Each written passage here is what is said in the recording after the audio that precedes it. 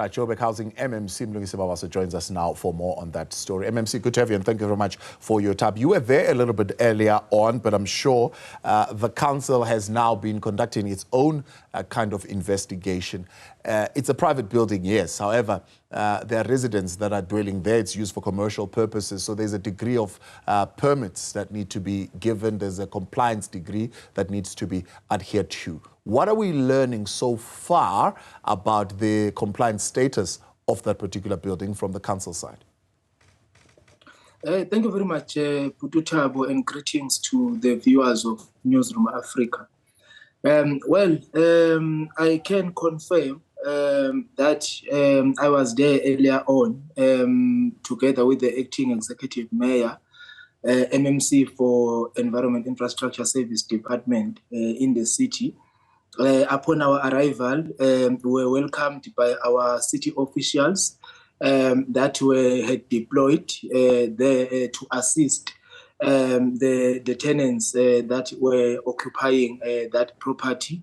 Yes, it's a privately owned building, but we do have a responsibility as government to make sure that all the private developments are compliant and that our residents are looked after and are protected. But we had decided as the city that we will be instituting our own investigation on how the approvals for the conversion of that building from an office building to a residential property. Because when we arrived there for our own site inspection, we then learned that the partitioning of that building, in fact, was not compliant because there were no firewalls which were constructed to prevent the spread of the fire within the building itself. And how the partitioning was done is actually questionable, and we want to understand how they obtained approval or whether they did even make an application to the city for the conversion of that building from an office block to a residential building. And yes, of course, our EMS, they did confirm to us that in terms of the fire extinguisher equipment, the building was compliant, but how the building was petitioned, in fact, it's what has caused, this spread of fire within the building itself. Because if firewalls were constructed and if the partitioning of the property was properly done, we wouldn't be talking like how we are talking now, because how everything was done, in fact, is questionable, and we stand to believe that that is the reason why the fire was able to spread like a wildfire inside the building. Yes. I mean, in 2024, we don't speak of paper trail. We speak of a digital print. It would have been something that the council, the municipality can easily assess whether, one, there was an application for the rezoning and whether there were inspections that were done as far as all those parameters that need to be met for that type of conversion. Is there no such documentation, are you telling us? Well, we went there this afternoon and we started requesting for this information late today. So we are hoping that by tomorrow, our colleagues from the planning department will be able to furnish us with all this information that we have requested from them. Then we'll make a determination after we've seen what kind of processes they engaged on when they were in a process of converting that building. So we have requested for that information later today, and we are hoping that tomorrow we'll have something tangible so that we are able to inform the residents and the tenants that are the victim in this regard. As the Human Settlements MMC, how are you viewing this particular situation where now a good hundreds of people have been unsettled? They are, I believe, even now in negotiations with the owners who eventually showed up of the property, saying they will give them back their deposits. But the people are saying we need to be housed right now until we find alternative accommodation. Is this something that, as the city, you're looking at? Well, you see, we've tried to reach out to the property owners, with no success. And it's unfortunate because in the city we've always welcomed private development, and we sometimes support, these developments because they seek to assist us in dealing with the housing backlog, but they also, boost, our economy in the city, and they assist us in job creation. But in situations where now they are unable to reach out to us, even when we reach out to them, so that we are able to find an amicable, way forward, in this incident that has occurred. It's very much unfortunate. We've been trying to locate the owner, and the owner is not returning our calls. We've tried everything to reach out to the owners of that particular property, but they are nowhere to be found. We were able to engage with the facility managing agent that they'd employed to manage the facility, but that is not sufficient because in situations like this, you need to engage with the owner so that you see how then you assist the residents and the tenants. And unfortunately, in this regard, the owner is nowhere to be found. The phone is ringing, but they are not responding to us. And we've been calling out on them to reach out to us so that we are able to engage for us to find a way forward. Because what has been presented to the tenants, in fact, it's unfortunate. I mean, they want to return to reimburse them their deposit, but that's not sufficient.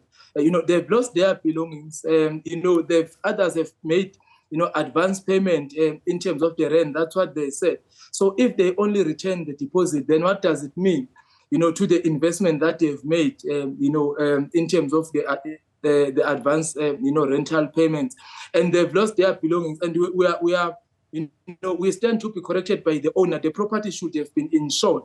So what then happens in those processes? So if he say he's going to reimburse them and then they go, separate ways. So there need to be a lengthy engagement in terms of how these tenants are going to be assisted. And that's why we went there, because we were hoping that maybe we'll find the owner there, because we've been trying to reach out to the owner, okay, and the owner is not actually responding to us. We left, our residents stranded outside because the alternative accommodation that was provided, it was only provided last night, and today they had no alternative accommodation. And that's why we wanted to engage with the owner so that we see how we assist each other in terms of assisting those that are the victims of this incident. But unfortunately, the owners decided to ignore our calls, and they decided not, in fact, to give us an opportunity to engage with them.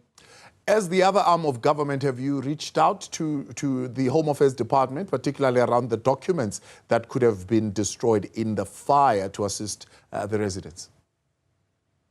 Well, through our disaster management team, because they have also compiled a list, we always do that. So it's a normal practice with all the incidents. So they have compiled the list, and they will be assisting those that have lost their documents within this, in this process. But we are going to make sure, even tomorrow, that through our continuous engagements with the other entities in the city to see how we assist, that we are going to make sure that social development and our disaster are also, on the ground, to make sure that other spheres of government and other institutions are also there, so that they are able to assist with everything that our residents might require from the other institutions of government outside the city.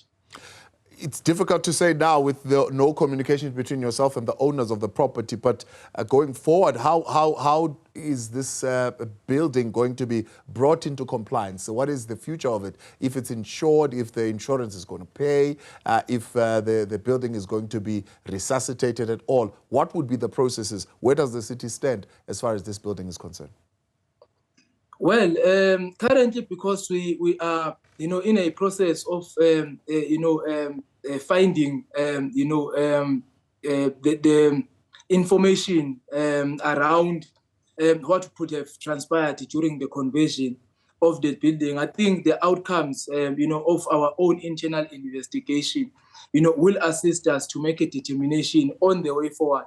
And I think you will also, have an appreciation that the South African Police Service are also conducting their own investigation, around the cause of the fire, the body of the lady that is succumbed, to death out of this incident. So their reports will also assist us in paving a way forward, but our own investigation as well. They will also assist us in making a determination on how we need to proceed going forward. But we need to make sure that the owner take responsibility for what has happened, and we need to make sure that the owner engages with the tenants so that tenants are able to be reimbursed or to be compensated for even the loss of their belongings, because how things have actually played out, we are not quite pleased, as government officials, because the owner should have been there engaging with the tenants, engaging with us, as the leaders of the city, so that we work together in finding a way, a solution, to this problem. So, I mean, what we are learning, I don't know whether it's something that is within your purview or maybe another department particularly that would be responsible for the enforcement of bylaws. What's emerging from what the tenants are saying, speaking to the media, is that this building was always a danger waiting to happen. So, which means it begs a question of how local authorities are handling the question of inspection of buildings within the city and to the degree to which they comply with the bylaws. Yeah, well, I think we can agree with the residents, as I've indicated earlier on, that when we got there, we realized that, the reason for the spread of the fire, it was because of how the partitioning was actually conducted in the building. So the building was not compliant from that point of view, regardless of everything else within the building. But the building, yes, it was not actually compliant if you look at how the partitioning was done.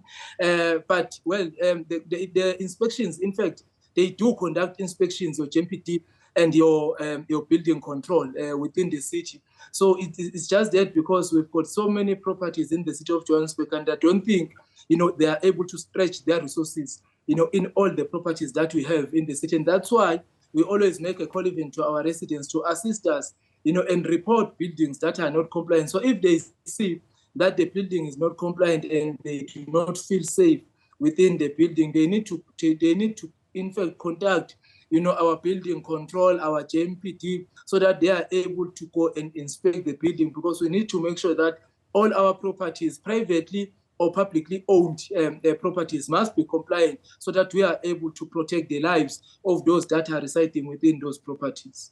MMC, we appreciate your time. Let's leave it there. Thank you very much for coming on. That's the MMC for housing in the city of Johannesburg, Mlungisi Mabaso.